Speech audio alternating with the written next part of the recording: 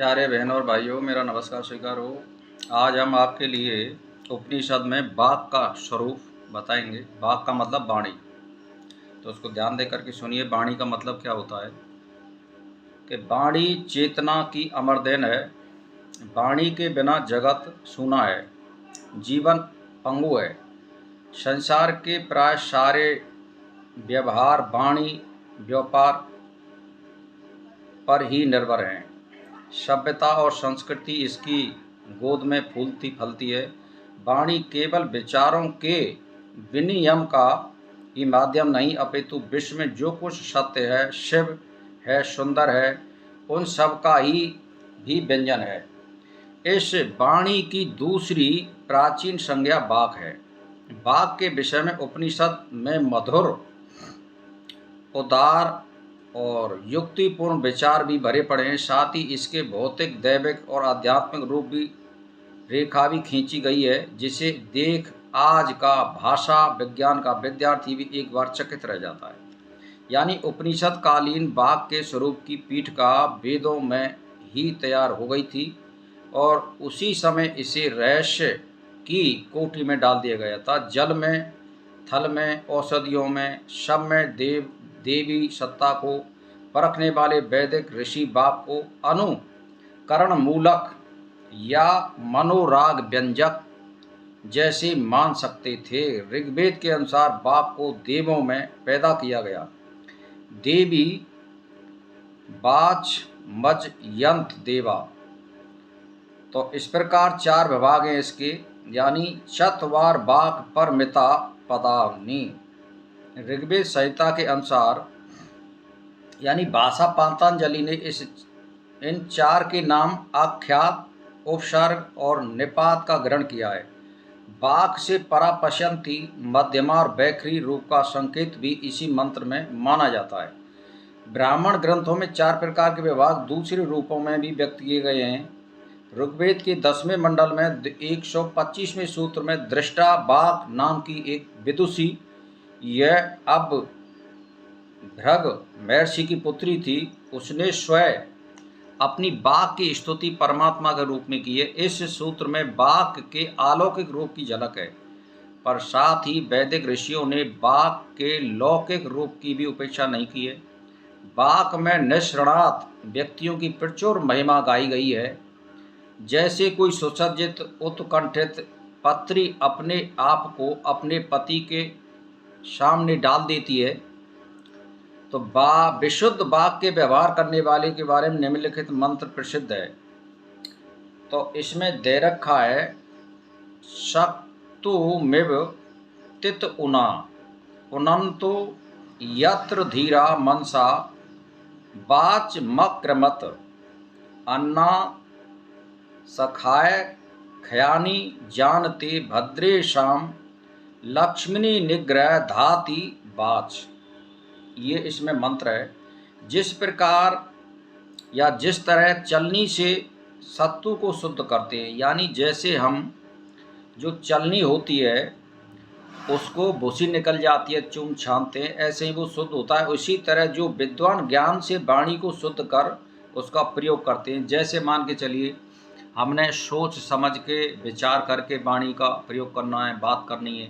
यानी हमें अनाप शनाप किसी से गाली गलौज लेकर गई या असभ्य शब्द निकल गए, तो इसी से विवाद खड़ा हो जाता है। तो वाणी का मतलब ये है, सोच समझ के प्रयोग करें और वाक के जो बोले उस पर पहले विचार कर लें कि इसका क्या मतलब होता है। तो वाणी एक चलनी का काम करती है।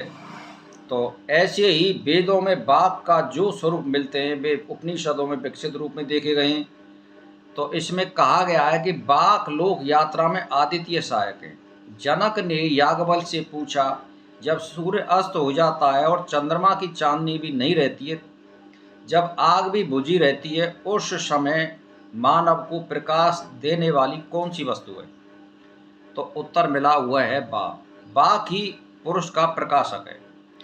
बृहदारण्य उपनिषद में यदि बाघ की सृष्टि ना होती तो धर्म अधर्म का ज्ञान ना होता, सांच झूठ का पता ना चलता, कौन साधु है कौन असाधु है, कौन हृदय है कौन अनुभूति शून्य है, इसकी जानकारी ना होती, बाक ही इन सब में सर्वोपर है।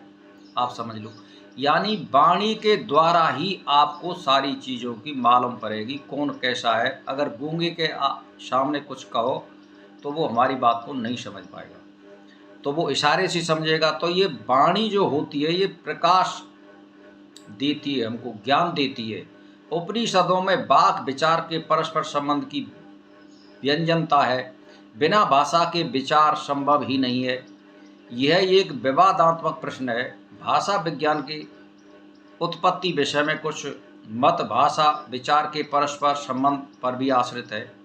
जैसे मान के चलो, वाक विचार से हल्की, विचार असीम सा, वह वाक सीमित सी है। समाधान का दूसरा पहलू यह है कि वाक और विचार का घना संबंध है। सृष्टि के मन और वाक के विचार वाणी के परस्पर संक्रमण उल्लेख उपनिषदों में मिलते हैं। उपनिषद वाक और विचार के संबंध को, उनके असंबंध को, वाक के मूल में स्थित मानसिक क्रिया को अच्छी तरह प्रकट करते हैं। उपनिषदों में वाक की कला की अभिव्यंजनता ही प्रकट की गई है, यानी हम अपनी वाणी को किस तरह से सजाएं, ये कवि जानता है इस बात को। कवि अपनी वाणी को व्यंजन के माध्यम से हमारे लिए कविता के रूप में प्रस्तुत करता है। वाक का रस सौंदर्य, ऋक कविता, ऋक का रस शाम, लय नाद सौंदर्य सम सरता, शाम का रस उद्गीत, सामवेद का द्वितीय भाग छांदो उपनिषद में उद्गीत प्राण का ग्रहण किया गया। भाव यह है कि वाक का सौंदर्य छंद का प्रधान पाकर चमक उठता है। जैसे मान के चलिए हम गायत्री मंत्र बोल रहे हैं, तो इसको जो लय और सुर में बोलेगा तो वो बहुत ही बढ़िया लगेगा। गाने को हम लय और सुर में बोलेंगे तो बहुत मधुर और प्यारा लगेगा।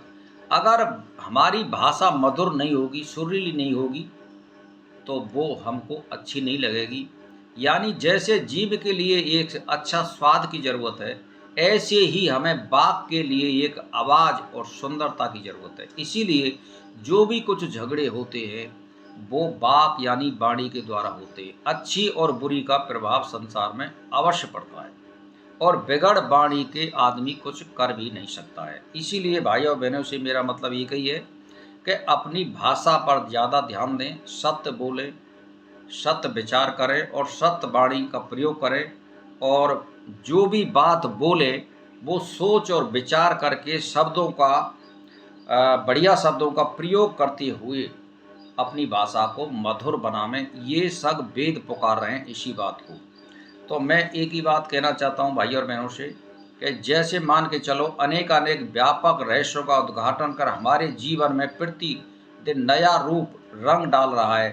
भाषा विज्ञान वाक के नित्य नवीन विश्लेषण में निरत है, पर उपनिषदों में जो वाक स्वरूप है उसका महत्वता ज्यों की त्यों है। वाक की उपासना होती आ रही है और होती रहेगी, और बिना वाणी के देव भी अप्रकाशक माना जाएगा। वो भी हमारे सामने कोई भी बात प्रकट करता है तो वाणी के द्वारा ही करता है। जैसे मान के चलिए हम समाधि में कोई बात सुनते हैं आवाज़, तो वो हमारे लिए वाणी के द्वारा ही तो हमें रास्ता दिखा रहा है।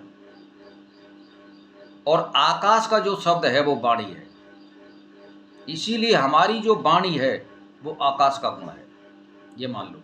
इसीलिए इसकी पूजा करनी चाहिए और भगवान से यही बात हमें मांगनी चाहिए कि हमारी वाणी शुद्ध रहे, शुद्ध वाक्यों का हम प्रयोग करें, गाली गलौज का हम प्रयोग ना करें, असभ्य शब्दों का प्रयोग ना करें।